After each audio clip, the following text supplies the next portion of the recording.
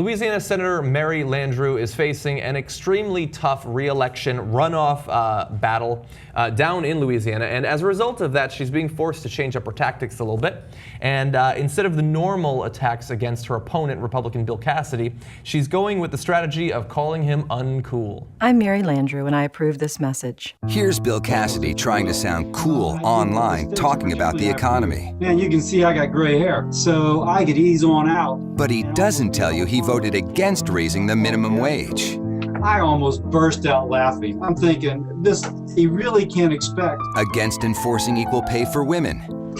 He even said we should close some Louisiana colleges and turn them into prisons. I'll say one more thing, man. It's pretty cool. No, not cool. That is a hilarious ending for a video.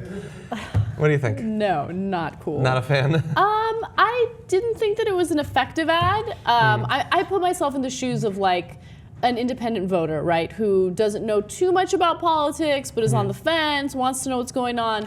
Like, the video starts off with what sounds like a middle-aged man using the word cool, and I'm immediately turned off. Like, I've stopped listening already. Here's Bill Cassidy trying to sound cool online. Okay, here's Cassidy trying to sound cool. Like, it sounds like a parody or like some sort of SNL skit. But look, what's said in the video is true. The commercial is true. I just don't know how effective the messaging is. I'm just keeping it real. Yeah, it did sound like they tried to get someone kind of cool sounding to say it. But I'm glad that you do acknowledge, I do think the messaging is good. And I love the dichotomy they set up. It's like, so I'm Mary Landrieu and I approve this message. You guys go watch that. I'm doing the business of governing over here while he's chatting on Google Hangouts. So they do try to portray him as being sort of frivolous.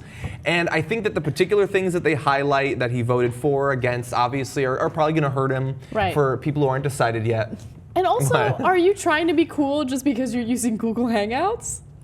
I don't know. And I don't think he was trying to be cool in that.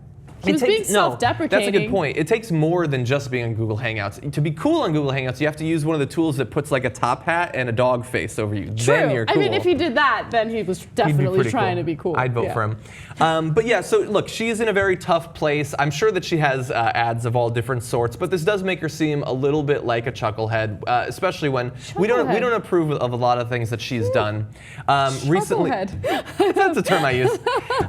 She's coming off of what's considered a loss for her campaign in the Keystone XL approval bill not passing earlier this week. That was popular in Louisiana because they mistakenly believe that it'll create jobs there. It's actually a myth, but that's what they think.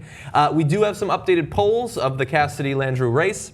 This is according to Rasmussen. Understand historically they do tend to be a little bit biased in favor of Republicans, but according to them, Cassidy is leading 56-41 over Landrieu among likely voters.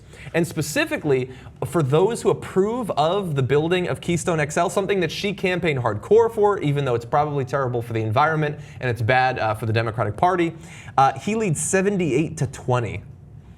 She leads amongst those who oppose it, but it is popular there. It's because it's a losing issue. He pulled the wool over everyone's head. He's cool. He's pretty cool. Yeah.